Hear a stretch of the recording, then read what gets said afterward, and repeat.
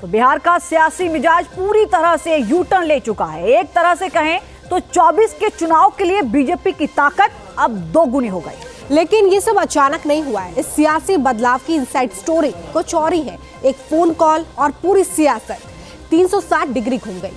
क्या हुआ ऐसा, देखिए इस रिपोर्ट में।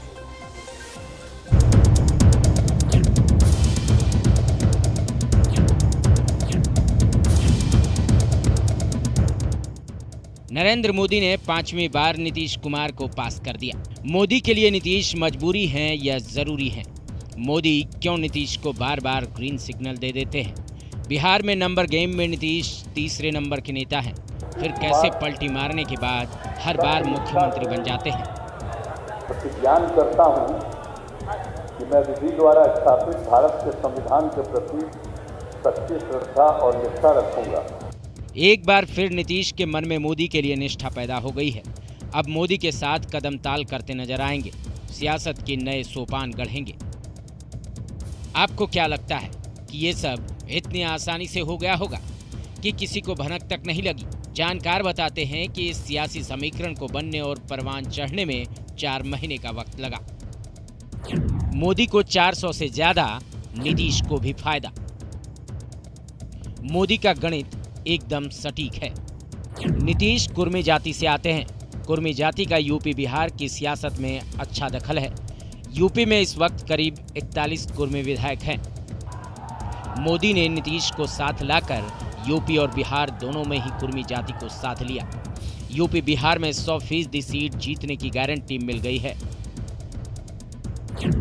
2019 में जेडीयू को करीब 22% वोट मिला।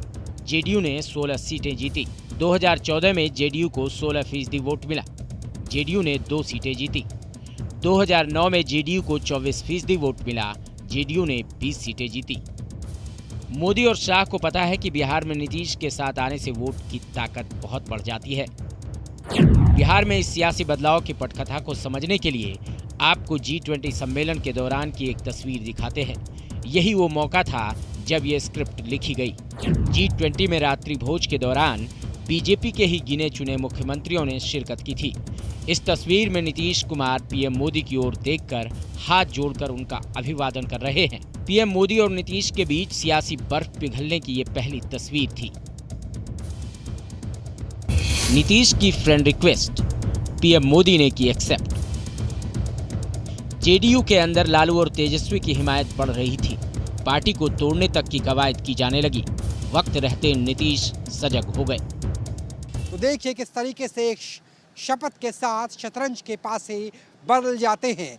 इंडिया अलायंस का चेहरा बनते बनते कैसे एनडीए के साथ प्रधानमंत्री नरेंद्र मोदी के साथ नजर आ रहे हैं नीतीश कुमार। हालांकि इसकी वानगी तभी हो गई थी जब भारत रत्न का ऐलान किया गया, क्योंकि यहाँ पे देखिए जननायक कर्पूरी ठाकुर को भारत रत्न देने के लिए प्रधानमंत्री का कोटि कोटि धन्यवाद। तो पोस्टर के जरिए किस तरह से नए नारे गढ़े जा रहे हैं, बनाए जा रहे हैं और इसी तरीके से बदल रही है पटना के जरिए बिहार की पूरी समीकरण। क्योंकि यहाँ देखिए नीतीश सबके हैं। तब के मुख्यमंत्री और मौजूदा मुख्यमंत्री नीतीश कुमार पर बीते कुछ दिनों से दबाव था तब के डिप्टी सीएम तेजस्वी को मुख्यमंत्री बनाने का। और ये दबाव लालू प्रसाद यादव की तरफ से भी था। लालू चाहते थे कि नीतीश केंद्र की सियासत करे और उनका बेटा तेजस्वी संभाले राजगद्दी पटना यानी बिहार की मुख्यमंत्री के तौर पर। लेकिन नीतीश कुमार को इस बात का अंदाजा हो गया था कि इंडिया अलायंस गठबंधन में केंद्र के रास्ते मुश्किल है और केंद्र की राजनीति उनके लिए मुफीद साबित नहीं होगी। बताया जा रहा है कि महागठबंधन में बढ़ती दूरियों के बीच दिल्ली से पटना आई एक फोन कॉल ने नीतीश का रास्ता बदल दिया। पटना में बड़े संवैधानिक पद पर बैठे व्यक्ति से मिलने पहुंचे नीतीश, जहां कॉल आई और अमित शाह से नीतीश की 18 मिनट तक बात हुई, जिसके बाद नीतीश कुमार का रुख बदल गया। जननायक कर्पूरी ठाकुर को भारत रत्न दिए जाने पर नीतीश कुमार ने पीएम मोदी को धन्यवाद दिया। साथ ही परिवारवाद का मुद्दा उठाकर महागठबंधन से दूरी बनाने का इशारा कर दिया था। बताया जाता है कि नीतीश को फिर से बीजेपी के करीब लाने में 3 लोगों की अहम भूमिका रही है। एक राज्यसभा उपसभापति हरिवंश नारायण सिंह, दूसरे पूर्व डिप्टी सीएम सुशील मोदी और तीसरे बिहार में संवैधानिक पद पर बैठे एक शख्स। मोदी की रणनीति साफ है, राम लहर के लिए कमंडल वाली पॉलिटिक्स का प्लान बनाया। अब उस पॉलिटिक्स में मंडल का क्रेडिट भी जुड़ गया है। बिहार में एनडीए सरकार की शपथ बहुत बड़ा सियासी टर्निंग पॉइंट है। मकसद साफ है, 2024 में बिहार में बीजेपी का अपना स्ट्राइक रेट 100% करना चाहती है। तभी तो जो 400 का टारगेट सेट किया है वो पूरा होगा। Team news nation. तो देखिए, मुलाकात हुई, बात हुई और बात बन गई। नीतीश का पाला बदलने से बिहार में सियासी घमासान भी मचा हुआ है। कांग्रेस नीतीश कुमार पर लगातार हमलावर है। तो वहीं नीतीश कुमार की पार्टी जेडीयू बिहार में इंडिया गठबंधन टूटने के लिए कांग्रेस को जिम्मेदार ठहरा रही है। कोई तोड़ने की कोशिश नहीं हमने की। 23 तारीख को नीतीश कुमार जी ने बैठक बुलाई पटना में, 18 पार्टियां वहां मौजूद थी। बम्बई में बैठक हुई, बेंगलुरु में बैठक हुई, सभी बैठकों में नीतीश कुमार जी मौजूद थे। उन्होंने कोई संकेत नहीं दिया। पर बिहार में कई नेता मौसम वैज्ञानिक होते हैं। बिहार में कुछ ऐसे नेता हैं, आया कुमार, गया कुमार, जो गिरगिटों का वो कड़ी मुकाबला देते हैं, वो कड़ी टक्कर देते हैं। पर यह अफसोस की बात है कि आखिरी वक्त पर उन्होंने हमारा हाथ छोड़ा। ये बिल्कुल विश्वासघात है।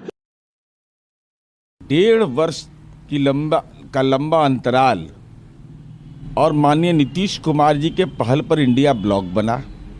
कांग्रेस के बगैर विपक्षी एकता की बात अगर देश के अंदर कोई किया तो माननीय नीतीश कुमार जी ने किया।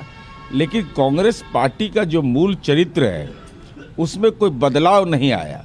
तो क्षेत्रीय पार्टियों का सम्मान करना इनके राजनीति का डीएनए नहीं है। तो स्वाभाविक है, जो हस्र होना था वो राहुल गांधी जी जा रहे हैं बंगाल तो ममता बनर्जी जी अलग, बिहार में इनका गृह प्रवेश होने वाला है तो माननीय नीतीश कुमार जी अलग। तो कांग्रेस अपनी दुर्गति के लिए खुद जिम्मेवार है। ज्यादा जानकारी के साथ पटना से संवाददाता राहुल डबास हमारे साथ जुड़ गए। सीधे राहुल का रुख करते हैं। देखिए राहुल, अब से कुछ महीने पहले जो कुछ तत्कालीन स्पीकर विजय सिन्हा के साथ हुआ था वही हो रहा है अवध चौधरी के साथ। आज क्या तस्वीर उभर सकती है?